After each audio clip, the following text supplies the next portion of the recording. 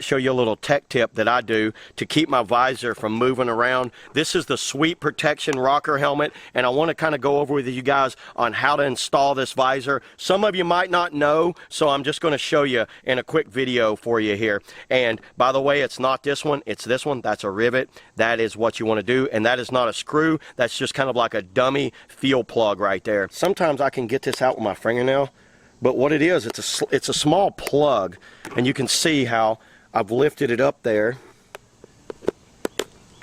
See that? That's what it is. It's a small little plug. It's not a screw. And there is a molded in insert that they've put inside the helmet here. You'll have one on each side. Set those aside just in case you ever want to use it. And you're going to have another one. So there's 1, 2, 3 right here. These two are rivets. This is your, well, see, that one popped out real easy, and it's a different one because it's like a bigger insert. So now that I have those out, I'll put this aside. And what I have here is the instructions that they give you, and you can see the little bit of hardware that comes with the helmet. And there's something I highly recommend you guys get. This is a medium strength Loctite, 7242. So I'll show you exactly where to put this. You really want to use this stuff right here. You should have one of these little star bolts right here with a 4-way on it, and 2 flatheads little screws like that. Check this out. So what this does, you take this, pop that out. Just a small little drop is all you need on this, by the way. You don't need a lot for these.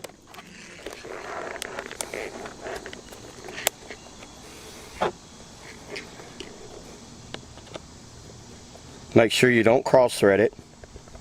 Now I'm not tightening that one all the way. One little small drop of Loctite on it.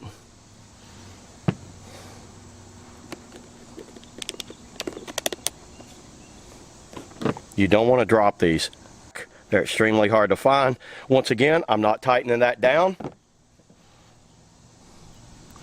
Now, this is made to be adjustable right here, but I never really need to adjust it. So what I do with mine, I put Loctite on mine. This is plastic. I never adjust my adjuster screw there.